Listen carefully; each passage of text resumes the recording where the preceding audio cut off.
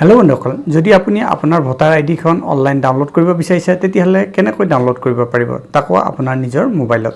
যদি আপুনি জানিব বিচাৰিছে চাই থাকক এই ভিডিঅ'টো শেষলৈ। আমি এই টপিকটোৰ ওপৰতে কথা পাতিবলৈ গৈ আছোঁ। নমস্কাৰ বন্ধুসকল, মই প্ৰণৱ আৰু স্বাগতম জনাইছোঁ মোৰ ইউটিউব চেনেল ডিজি ৱৰ্ক অসমলৈ। বন্ধুসকল, প্ৰথমতে আমি ইলেকশ্যন কমিশ্যন অফ ইণ্ডিয়াৰ যিটো মোবাইল এপ আছে সেইটোত আমি গুচি যাম আৰু আগৰ প্ৰচেছখিনি ষ্টেপ বাই ষ্টেপ দেখুৱাম।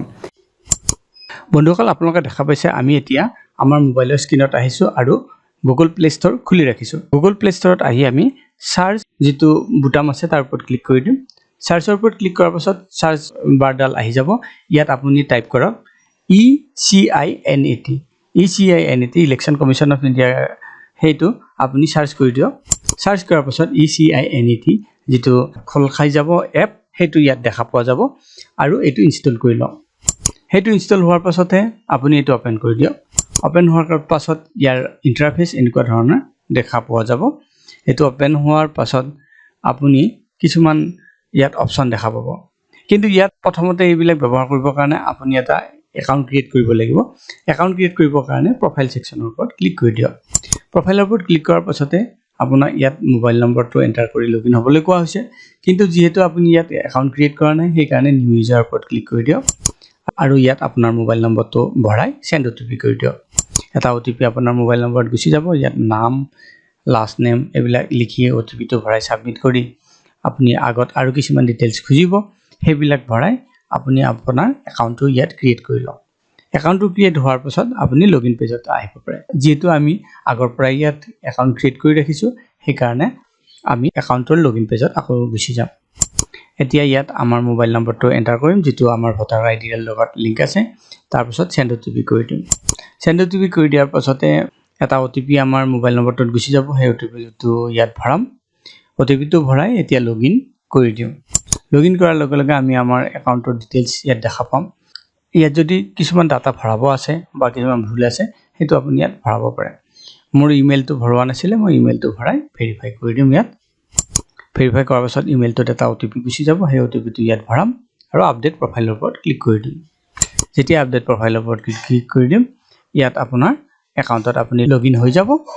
আৰু যিহেতু আমি ইয়াত ভোটাৰ আইডি ডাউনলোড কৰিব লাগে সেইকাৰণে ডাউনলোড ভোটাৰ কাৰ্ড এই অপশ্যনটোৰ ওপৰত ক্লিক কৰি দিম। ডাউনলোড ভোটাৰ কাৰ্ডৰ ওপৰত ক্লিক কৰাৰ পাছত এই পেজটোলৈ আপুনি আহিব। ইয়াত তিনিটা অপশ্যন পাব। ডাউনলোড বাই ভোটাৰ আইডি ইপিক, আপোনাৰ ভোটাৰ আইডি নম্বৰটোৰ দ্বাৰা আপুনি ডাউনলোড কৰিব পাৰে, বা ডাউনলোড বাই ৰেফাৰেঞ্চ নম্বৰ। যদি আপুনি নতুন ভোটাৰৰ কাৰণে এপ্লাই কৰিছে, ভোটাৰ আইডিৰ কাৰণে এপ্লাই কৰিছে, তেতিয়াহ'লে আপুনি এটা ৰেফাৰেঞ্চ নম্বৰ পাইছে কিজানি, সেই ৰেফাৰেঞ্চ নম্বৰটোৰ সহায়তো আপুনি ইয়াত ডাউনলোড কৰিব পাৰে।